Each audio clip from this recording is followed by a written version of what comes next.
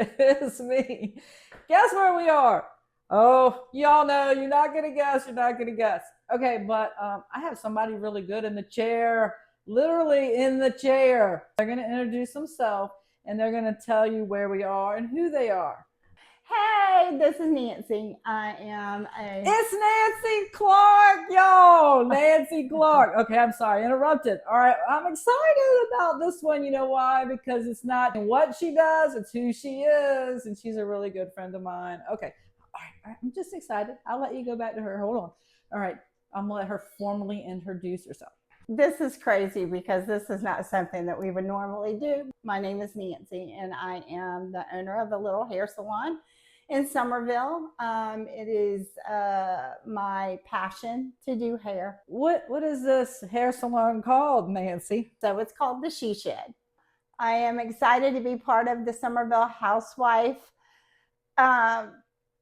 franchise now, I guess. My name is Nancy, and It's a brand. I'm the owner of a small little hair salon here in Somerville. It's just me, myself, and I in this salon.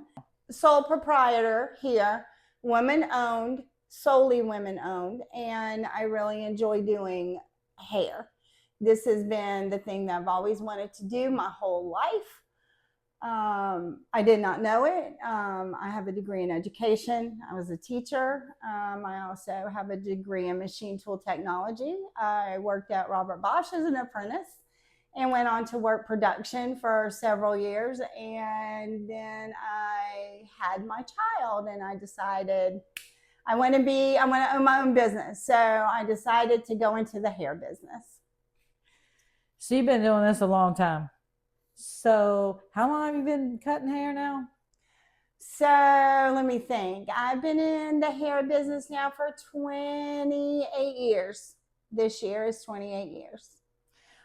What really made you want to do it? Like that spark? Did you go get your hair cut and they messed it all up and you're like, oh, heck no, I can do this better? Or what made you think of that career choice? So I knew I wanted to be my own boss, and I knew that making people feel good and helping women especially find the joy in themselves, I think that was probably my biggest motivating factor to want to go into doing hair. I could also do skin and nails, but I just chose to concentrate on hair repair. Actually is what I specialize in. So for people who don't know you, Nancy, you've been here a long time. How long have you been in Somerville?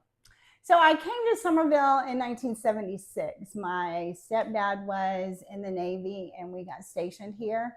And I fell in love with Somerville and basically never left. Okay, how I know Nancy, and a lot of y'all don't know this, I know, but my son played football in school, Pinewood Prep, and we met Nancy I got a story. My first meeting with Nancy Clark is she was the team mom on my son's football team. And she was collecting money for something. I don't know, it was the dues or something. And I had never met Nancy. And Nancy's computer went out that day. And Nancy says something, oh, I can't get your receipt to you right now. And I told my husband, who is this Nancy Clark? He goes, oh, she's such a nice girl. You're going to really like Nancy. Of course, I go to Nancy and I say, I hope your computer is back up right now. And she's like, oh, yeah, I got you covered. But I had like that little glitch when I first heard of Nancy Clark. And ever since then, we have been inseparable for years and years and years. I don't even know how many years it's been now, but it's been a good minute.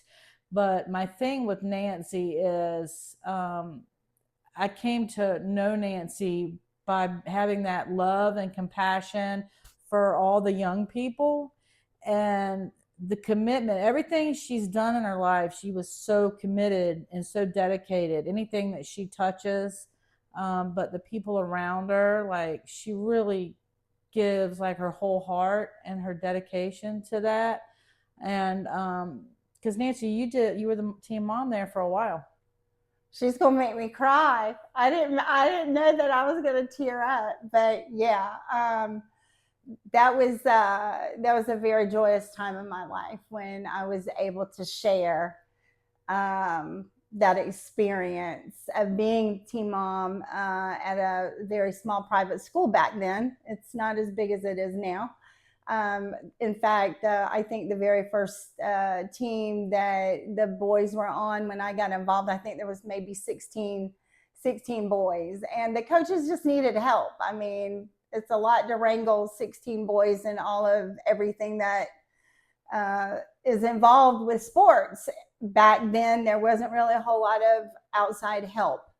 It was parents drove everything back in those days. So at any rate, I just kind of fell into it, and I fell in love with each and every one of those boys. And as they got older and older and older, I loved them and their families. I got to know a lot of very nice people. And to this day, I'm still very close with most of the people that I met through that. She really poured out her heart. I mean, she took these boys like that they were her own boys. But you know something about you that I remember? You used to wash the uniforms for the boys in the back. I mean, not just a team mom. She was washing clothes and doing it all.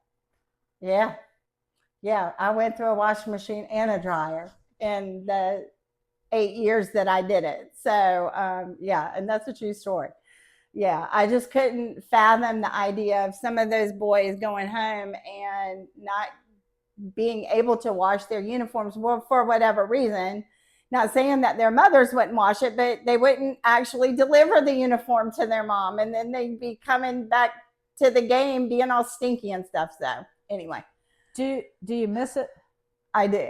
I miss Pinewood a lot. I miss that camaraderie a lot. But like I said a few minutes ago, luckily I still have a lot of relationships that I've been able to uphold. You being one of them. I'm close with still a lot of the parents and the boys too that are now graduated from college and married. Some of them have kids. I mean, it's really a very fun time in my life right now. You know, and so like there is always like a time for everything. So then now you're like embracing this journey being a hairdresser. And if you could go back, would you do something different, or would you keep the choices that you've made? I wouldn't change one thing, not one thing. Anything that would have changed in the past would have altered where I'm sitting at this moment right now. So this is where God wants me to be, is right here with you with the Summerville housewife doing this interview. And if I had changed one thing, maybe I wouldn't be sitting here with you right now. Well, before we change the subject, what about, do you have anything, if say like some of these boys and even the young girls, like from the cheerleaders to all the young women, or the football players' girlfriends back in the day that you like really touched and were a part of, if they're listening right now, what would you want to tell them? What's up, y'all? I'm still here. Come see me. Call me. I miss each and every one of you. Okay. I wasn't expecting that. I thought it was going to be like, oh, I mean, something. Okay, we're not cutting this. We're going to keep this in. All right, so let me throw this on you.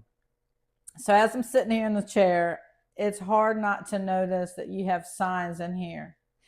And they're inspirational. Like the one over your shoulder says, be the game changer. But then there's one right here.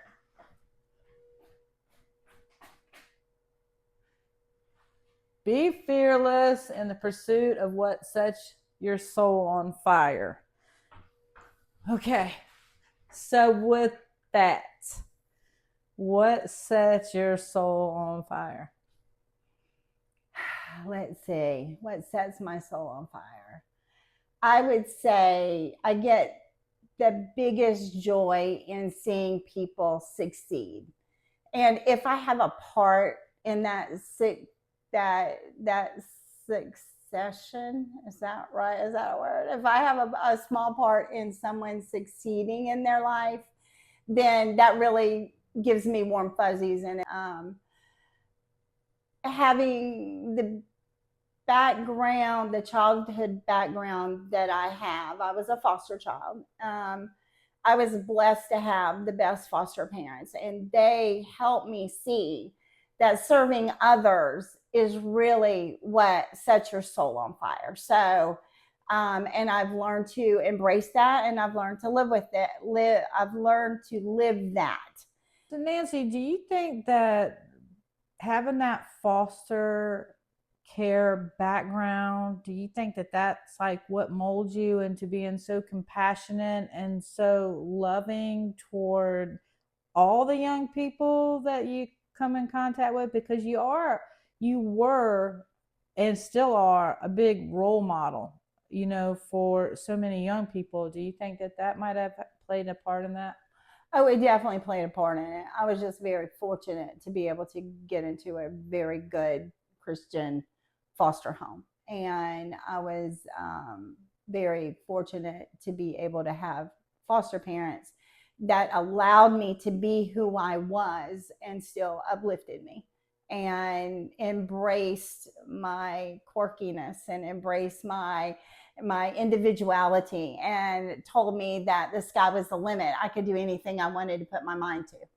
So, yeah, it did. I mean, had I not gone into foster care, I don't know where I would be today. So, again, I wouldn't change one single solitary thing that's ever happened to me in my life, including the bad stuff, because the bad stuff brought me to my foster parents. So, well, you should be really proud of yourself for building this business all by yourself and creating something as great as what you have here, this service that you give to other people, coming in here. But I like the profession because you can still, people come in here like me, like, okay, I want to talk. And, so you can still be there for them when they're in the chair. And I know you can't tell secrets, but I bet the stories in this room, right? That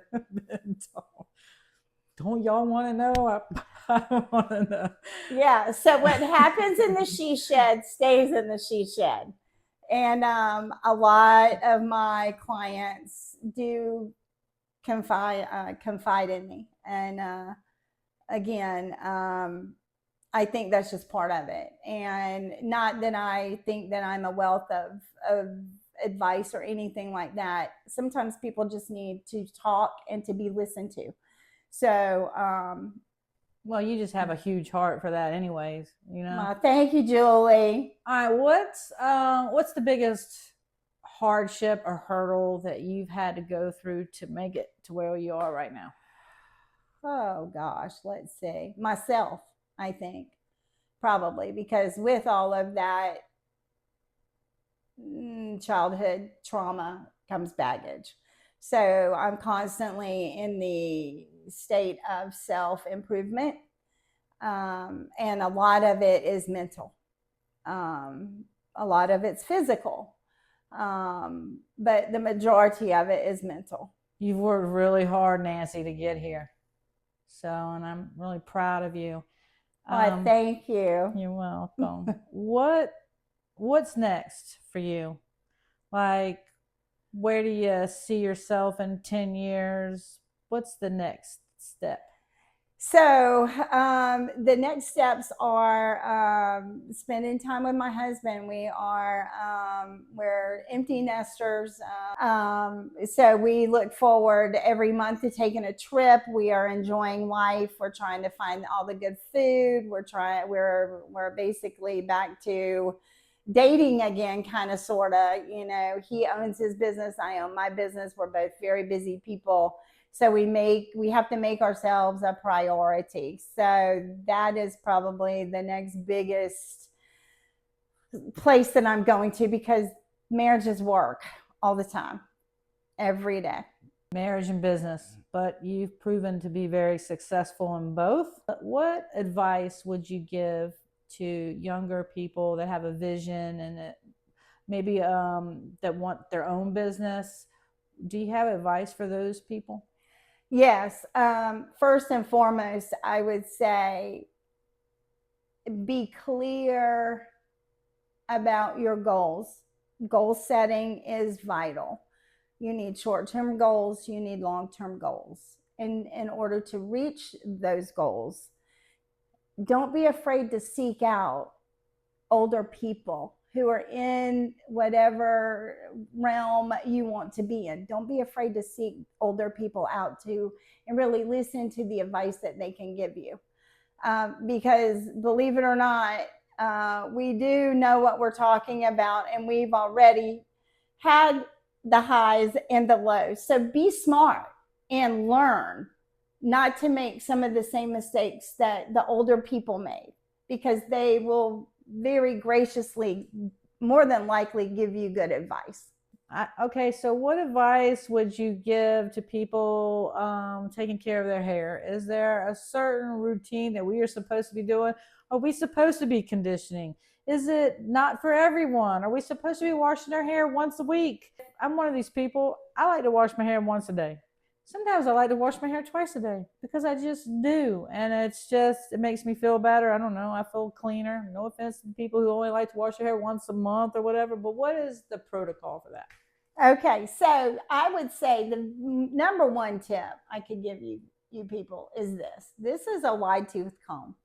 This is your best friend, no matter what kind of hair you have, how long, how short, how thick, how curly, or whatever. When your hair is wet, this is what you need to be combing it out with. If you hear snap, crackle, pop, your hair is breaking. That is not good. Okay, we don't want breaking hair.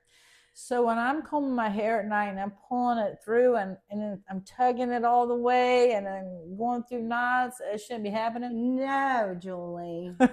This is probably the biggest tip. They're very cheap. You can buy them anywhere. You can buy a group of them on Amazon. In fact, as all of my clients that come in get one of these. What should I be washing my hair twice a day, or what's the protocol for that? So to wash your hair twice a day is a little extreme. Unless you are in a vat of oil and you are covered head to toe, there's no reason to wash your hair that much every day. 2 or 3 times a week is usually the average. What you want to do when you shampoo your hair is to really clean your scalp and remove all of the environmental products, waste, whatever that's in the air. Of course, you want to clean your scalp really good. You also want to rinse very, very well. Don't do that. Do you have any advice for your fellow hairdressers? Like, you shouldn't be doing that, or maybe y'all should be doing a little bit more of this. Do you have any advice for that? No, not really. I mean, I'm so in tune with everybody being themselves. You know, whatever works for you works for you. Maybe just give a little tiny bit of advice and just say, you know, be yourself and find joy in everything. Find your joy every day in something that you do. If it's your job, if it's your kids, your husband, your dog, whatever, just find your joy. Have joy somewhere in your day every day. And if you can't, reach out to someone who can help you to find the joy. All right, we're leaving. I don't know. Can you see us both? Bye. See you later. Bye. Bye. Have a good day. 'Cause you gonna seem like fire in the night. Her smile turns the dark to the light. She's got that magic no one can ignore. With every move, she's leaving them wanting more. She's beautiful inside and out. With every heartbeat, there's no doubt. She's beautiful, wild and free. Her beauty's in her soul, and that's all I need to see. She doesn't care for the spotlight's glow. Her kindness is the only thing she shows. She lifts the world, she lights the way. Her beauty's in her heart, and that's all I need to see.